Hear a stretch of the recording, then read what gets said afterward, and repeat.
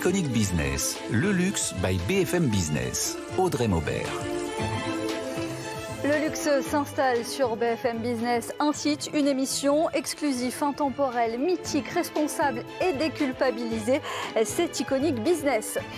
Le bon et l'exceptionnel sont son quotidien, toujours à la recherche du parfait accord, cépage et millésime. Philippe Forbrac, président de l'Union de la sommellerie française, est l'invité d'Iconic Business. Aux avant-postes de la mode et des matières qui seront bientôt arborées, le salon Première Vision, un immense showroom où les grandes maisons viennent dénicher les innovations. Reportage à suivre avec Eva Jaco. Les désirables de la semaine, toute l'actu du luxe, tout ce qu'on a aimé et sélectionné. Rouvenat, un joaillier second empire qui fait un comeback éco-responsable. Sa présidente Marie Berthelon sera avec nous. Et bien sûr, l'iconique capsule, tendance et phénomènes sur les réseaux sociaux.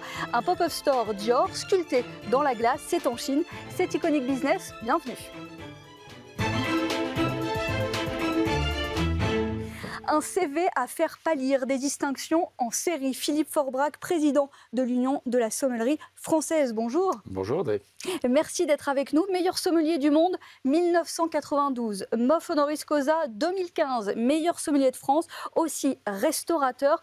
Vous êtes un homme du vin, c'est comme ça qu'on peut vous appeler? C'est une passion plus qu'un métier? C'est une passion absolument dont j'ai fait mon métier, ce qui est quand même juste incroyable. Et puis voilà, une vraie récompense, j'allais dire, d'un déclenchement d'envie que j'ai eu il y a très longtemps.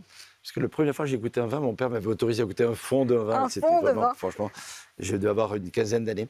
Et c'était un muscat de Baume de Venise, donc un vin doux avec ses saveurs extrêmement fruitées et très, très aguichantes, très avenantes. J'avais trouvé ça juste incroyable en me disant « Ah, c'est ça le vin finalement ». Et donc, voilà. Puis après, j'ai fait des études de cuisinier. Et c'est en cuisinant que je me suis dit, mais bon, ok, je cuisine, mais est-ce que le vin influence finalement la perception que je vais avoir du plat que je suis en train de réaliser? Et cette question me titillait. Et donc, c'est une question qui vous a accompagné, qui vous accompagne encore. Qui m'accompagne encore. Bon, j'ai besoin d'une remise à niveau. Sommelier, c'est quoi? C'est la connaissance, la culture du vin, les régions, les cépages, les problématiques actuelles, c'est la maîtrise de l'art de déguster, c'est la relation client, c'est quoi exactement? Le sommelier, c'est finalement une personnalité qui est au centre d'une filière qui comprend effectivement les productions jusqu'aux consommateurs, en passant par les œnologues, les éleveurs, les metteurs en marché, les distributeurs, etc., etc. Et donc finalement, ce maillon important, qui a été défini en tant que tel par l'OIV, qui est l'organisme international du vin, qui fait force de loi dans les définitions, finalement, on a réussi il y a quelques années à faire protéger le mot sommelier. Parce que sommelier, pour nous, c'est très connu et c'est très identifiable. Dans certains pays, ce n'est pas le cas. Ouais, c'est juste un serveur ou quelqu'un qui s'occupe de certaines activités au niveau du restaurant, etc. Nous, c'est sommelier et on sait à quoi ça correspond. Donc, la définition, c'est la personne qui s'occupe au sein d'un établissement de restauration ou de cave de la connaissance du service, de la mise en valeur du vin, finalement, impliquant le sourcing, la gestion, le conseil, la conservation, enfin, etc. Tous ces éléments-là. Dans l'univers du sommelier, il y a le vin, iconique s'il en est, mais pas que. Les spiritueux, les bières, les sakés, les cidres, les eaux, les cafés, les thés, tout ça font partie de l'univers du sommelier. Oui, un univers très large. Et justement, on va le voir avec ce fameux concours du meilleur sommelier du monde. On va balayer avec Nathan Cocampo les épreuves. 4000 spectateurs, 68 candidats, 65 pays, 3 finalistes, évidemment un grand vainqueur. Nathan, le concours du meilleur sommelier du monde s'est tenu mi-février et c'était à nouveau un rendez-vous de haute volée. Oui, Audrey, champion du monde cette année, le laiton Raymond Thompson. Petit détail qui a son importance et qui montre bien l'ampleur que prend de plus en plus ce concours. La Lettonie n'est pas un pays de vignes avec une culture autour du vin comme la France. En 1969, lors de la première année, il n'y avait d'ailleurs que 7 pays représentés. Aujourd'hui, il y en a 65. Alors, pour décrocher le célèbre titre tous les 3 ans, un vrai parcours du combattant entre questions d'actualité, exercices pratiques dans une salle de restaurant reconstituée avec de faux clients et dégustation à l'aveugle. Il y en avait pour tous les goûts.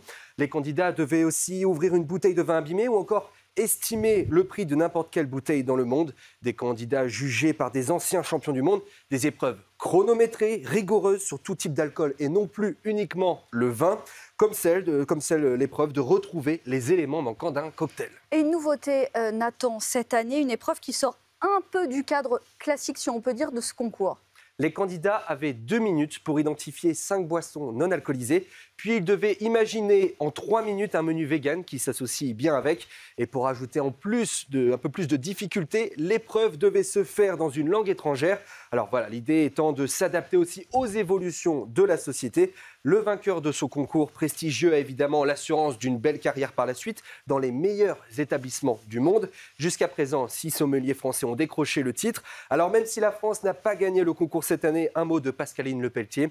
L'Angevine a terminé à une belle 4e place. Toujours pas de femme championne du monde, mais cela ne saurait tarder. On est avec un des rares, justement, champion du monde.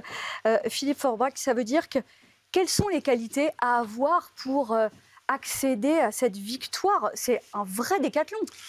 C'est un vrai exercice sportif de très haut niveau, d'excellence, et qui fait appel à la fois des qualités de rigueur, d'organisation et de formation. Et finalement, on s'aperçoit que pour gagner, ce n'est pas suffisant.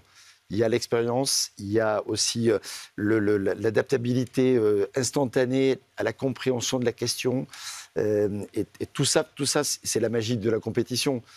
Franchement, Pascaline qui arrive 4e, c'est juste une sommelière d'exception. Mm-hmm. Et on a travaillé avec elle pendant toute cette préparation parce que j'étais moi le président du comité d'organisation. Mais vous l'avez rappelé en introduction, je suis le président de l'Union de la sommelier française, donc je préparais cette candidate. C'est pas moi qui m'occupe des épreuves, donc j'étais très libre de pouvoir la préparer autant que faire se peut. Et donc, du coup, elle a vraiment beaucoup de talent. C'est sa première participation. Elle arrive quasiment au pied du podium. C'est déjà exceptionnel comme place, 4e sur le monde. Il y a 55 000 membres dans l'association de la sommellerie internationale. C'est devenu démentiel entre les pays représentés, absolument. Les candidats. Mm-hmm. On a vraiment changé d'univers. Absolument. Ça a pris une dimension extraordinaire et du coup un rayonnement aussi extraordinaire. Le concours, il a comme vocation de faire bien sûr émerger un gagnant ou une gagnante. Raymond Thompson, le laiton, magnifique. Mais bien entendu, la victoire, elle est aussi collective. C'est faire parler de notre métier, c'est susciter des vocations. Mm-hmm. On a invité pour cette belle finale qui a réuni plus de 4000 personnes, effectivement, 500 jeunes élèves des écoles hôtelières de France pour leur faire vivre cette expérience. Il y avait des gens de tous les univers qui étaient là, y compris pas des gens du métier qui étaient présents à cette finale. Ça doit susciter effectivement un certain engouement. On l'attend comme ça, en tout cas, on l'espère. Certaines vocations. Dans votre parcours, je voyais que vous avez été le sommelier du Concorde. Vous sélectionniez les vins de cette cave inédite.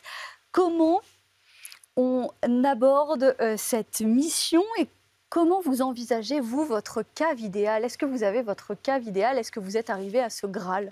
Alors, juste une petite parenthèse sur le Concorde, parce qu'elle est quand même extrêmement pertinente. D'abord, c'est incroyable d'être le sommelier du ciel, comme l'avait dit un de vos confrères à l'époque, et d'être dans le Concorde de temps en temps pour pouvoir faire goûter et ressentir les réactions des gens qui sont très différentes. En altitude, on a un dessèchement de l'air. Alors, sur le Concorde, c'est moins le cas que sur d'autres types d'avions, parce que le vol est plus court. Mais dans un vol classique Paris-New York, même si c'est 7 ou 8 heures, entre la collation du début et la collation de la fin, on n'a pas le même palais parce que le palais est beaucoup plus sec. Voilà. Il y a des sensations comme ça d'adaptabilité, mais dont il faut tenir compte parce que les paramètres sont super importants. Ensuite, la cave idéale, j'allais dire, elle est vraiment personnelle, la cave idéale.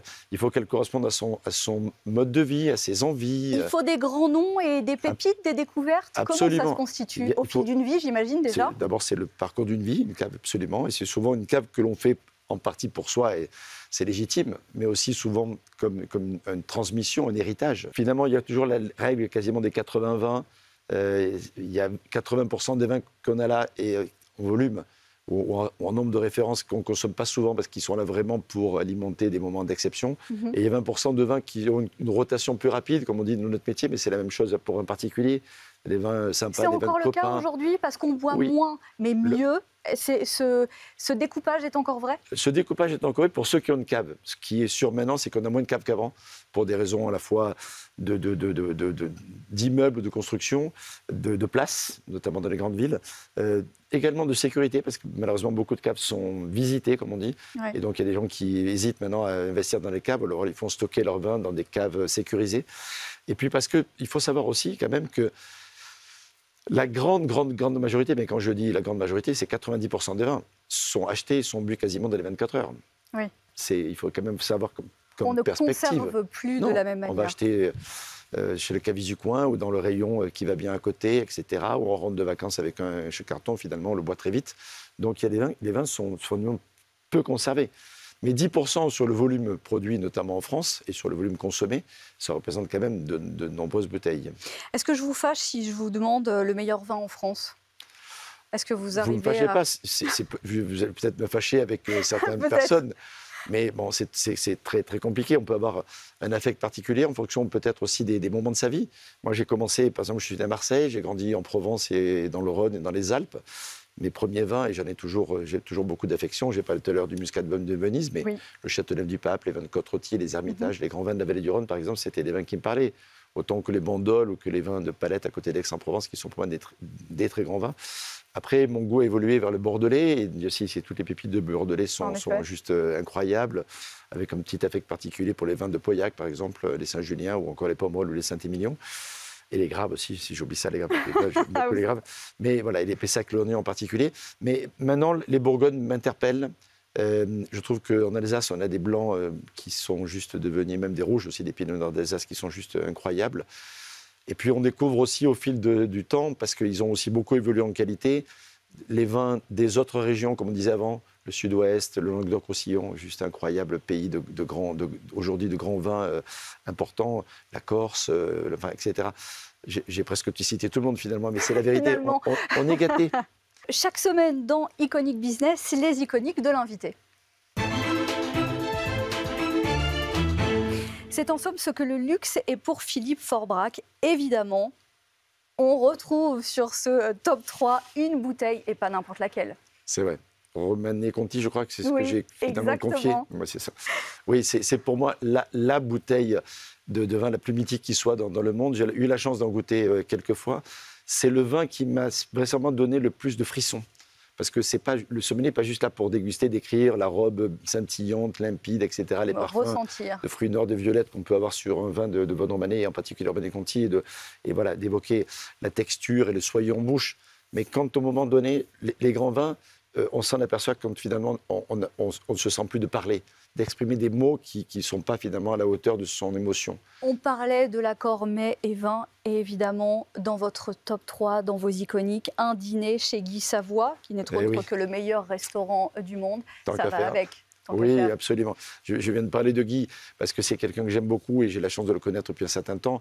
Mais quand on est dans un endroit comme ça, il y a tout. Le lieu, déjà, impose dans sa magie, mais n'impose pas de retenue, quelque part. On s'y sent bien. On n'est pas impressionné par le lieu, on est juste enthousiasmé par le cadre.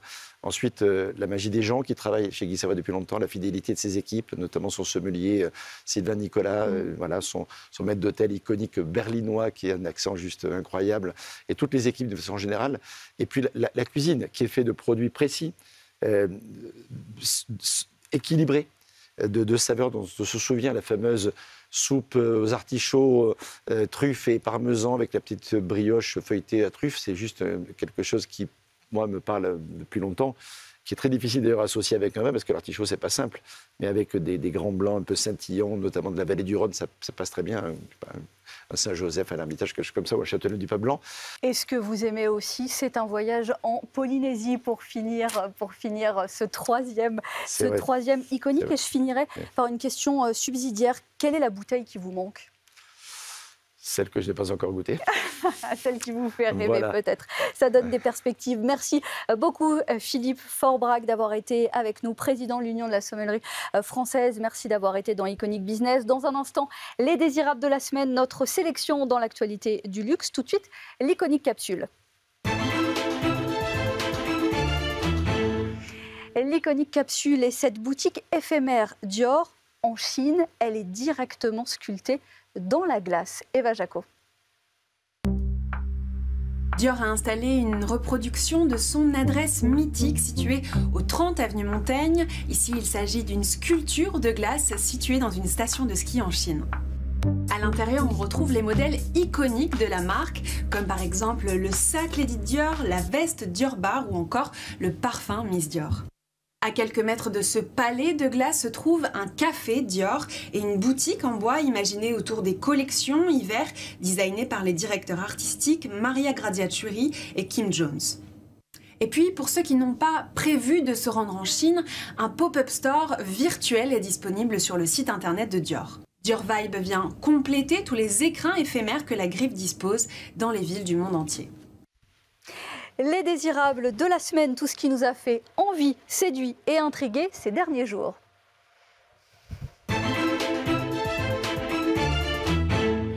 Avec Marie Berthelon, cofondatrice et présidente de Rouvena, de la joaillerie circulaire. On va y revenir avec vous dans un instant. Bonjour. Bonjour Audrey. Nathan Cocampo, tout ce qui a attiré votre attention. Avant cela, je vous propose d'aller au cœur des matières, celles-là même qui serviront aux maisons de luxe. Reportage dans Iconic Business. Nous sommes au salon Première Vision Paris dans l'espace Maison d'exception dédié au savoir-faire artisanaux rares. Ici, 26 ateliers issus de 5 pays exposent leurs techniques et savoir-faire exceptionnels, ce qui représente une mine d'or pour les maisons de luxe. Ça intéresse les maisons de luxe parce que ça permet de faire des produits uniques, mais pas seulement. Ça permet aux maisons de luxe aussi de conserver ces traditions. Elles sont extrêmement sensibles à la défense de ces savoir-faire qui contribuent en fait à faire une mode exceptionnelle, une mode rare et puis une mode extrêmement créative par l'innovation des matériaux qui sont utilisés. Soie, plumes ou encore matériaux durables, nous allons rencontrer 3 ateliers qui utilisent des techniques ancestrales et innovantes. Authentic Material valorise les matières naturelles inexploitées des grandes maisons de luxe. Leur dernière création, une version de la robe Paco Rabanne. Noémie Duménil, cofondatrice d'Authentic Material. La création, elle porte vraiment sur le matériau. En l'occurrence, là, l'objectif qui était demandé par Paco Rabanne, c'est de remplacer le matériau PVC par un matériau plus sustainable. Nous, notre métier, c'est de valoriser les gisements en fin de vie de nos clients. Là, en l'occurrence, ils n'en avaient pas à nous proposer, mais donc on a proposé le coquillage. Nous, on est essentiellement orienté cuir sur un nouveau matériau qu'on va réutiliser, que le client va réutiliser. Et typiquement, la maison Chanel est rentrée à notre capitale au mois de mai dernier pour soutenir cette démarche. Côté tissu, Janaïna Milero travaille la plume depuis 10 ans. Elle nous parle de sa dernière création. J'ai réalisé des tissus notamment pour la maison Dior donc c'était une sorte de rési de plume pour Dior Haute Couture. J'ai travaillé notamment pour la maison Guerlain sur des décors de vitrine et aussi des décors de boutique qui avaient vocation donc, à présenter la dernière fragrance du Mont Guerlain, le Mont Guerlain Sparkling. Donc c'était des sculptures vraiment qui mêlaient plume et métal. Autre innovation dans le domaine du textile, Céricine a mis au point une nouvelle matière naturelle à base de soie, fabriquée par des vers à soie, qui file la fibre à plat et qui permet de s'adapter à plusieurs accessoires pour la mode. Ici, plusieurs milliers d'acheteurs se sont succédés pour dénicher la perle rare qui saura construire avec eux les pièces remarquables de leur future collection.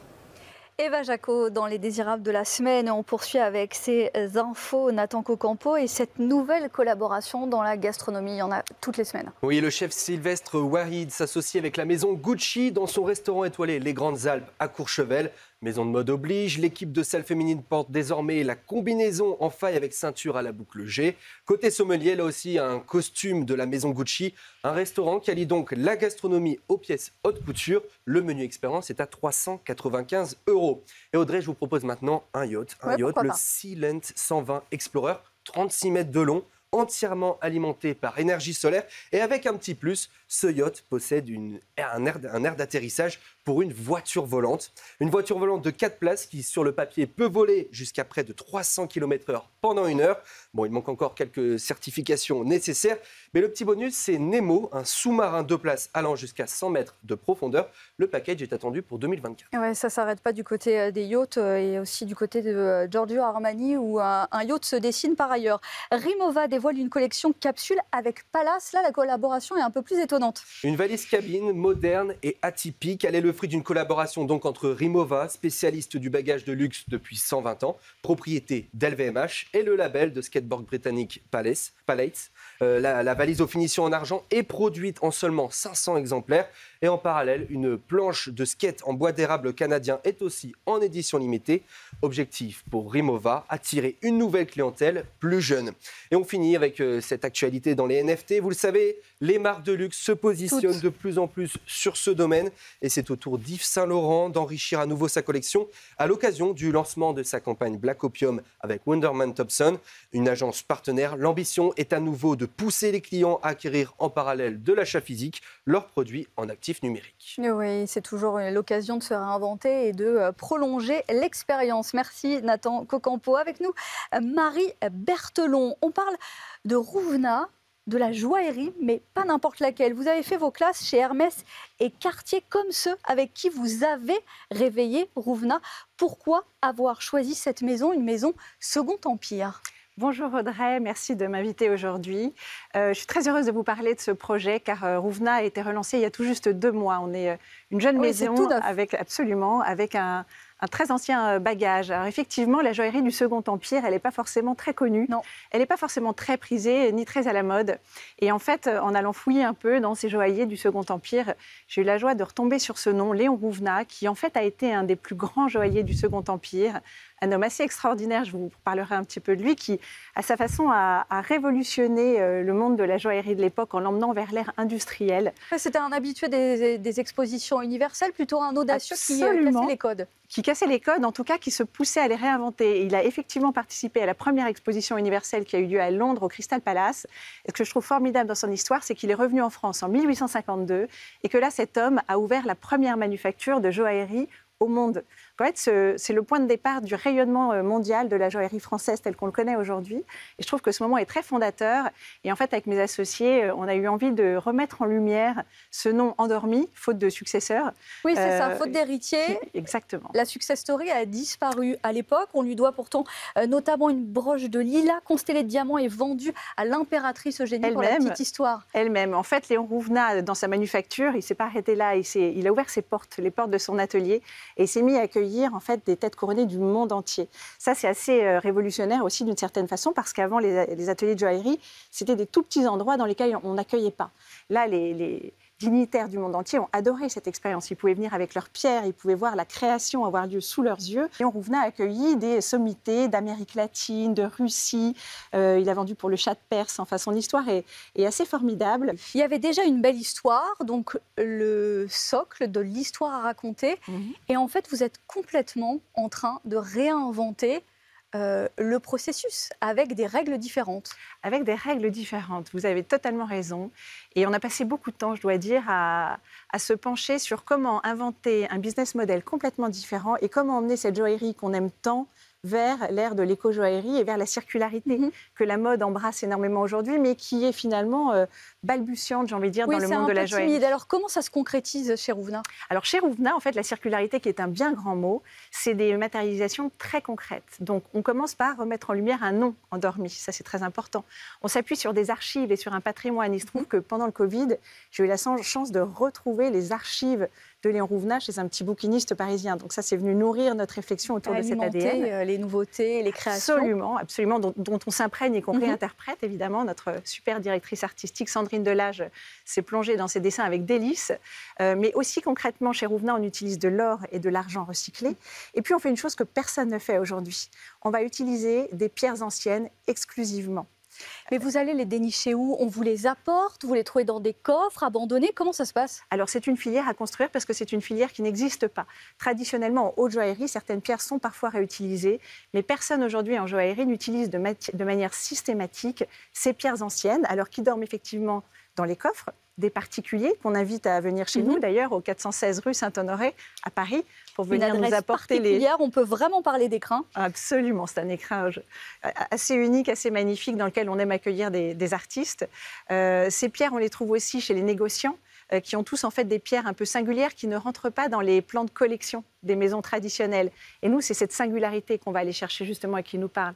On les achète aussi sur les maisons de vente, on achète aussi des démontés d'anciennes créations d'autres maisons de joaillerie. Bref, c'est une aventure assez palpitante. On est accompagné pour ça par une grande experte avec qui je travaillais chez Cartier, qui nous a suivis dans cette aventure, qui est une gémologue renommée et qui nous aide à naviguer dans ce monde très intrigant et très complexe des pierres anciennes. Et avec de la technicité et de la technologie d'aujourd'hui pour garantir la circularité, une blockchain qui enregistre de façon digitale l'ensemble des certificats d'authenticité qui vous permettent un sourcing et une traçabilité. Exactement. Il est fondamental lorsqu'on se positionne comme un grand joaillier, a fortiori lorsqu'on réveille un grand nom tel que Léon Rouvenat, une maison avec un grand héritage qui fait partie du patrimoine français, de pouvoir garantir ce que l'on propose. Donc évidemment, nos pierres sont toutes sélectionnées une par une, par ce duo magnifique qui est notre acheteuse de pierres et puis notre directrice artistique. Et ensuite, toutes ces pierres sont évidemment certifiées et inscrites dans la blockchain. Alors, notre blockchain, elle est un peu particulière. Aujourd'hui, dans le monde de la joaillerie, tout le monde va chercher à comprendre d'où vient la pierre. Et c'est ce que j'appellerais la blockchain amont. Nous, en fait, on va s'attacher à dire de quand vient la pierre pour aller montrer qu'elle est ancienne et pour l'accompagner dans ses vies futures. C'est un changement de paradigme assez intéressant et on ouvre la voie sur cette façon de travailler qui n'est pour l'instant taclée par personne. Un éventail de prix, je dirais, entre 2 000 et 20 000 euros pour le positionnement grossièrement. Un peu en dessous, je me permets. En fait, on commence à 750 euros. Bon, il y a donc un prix d'entrée. Il y a un prix d'entrée, après, ça peut grimper.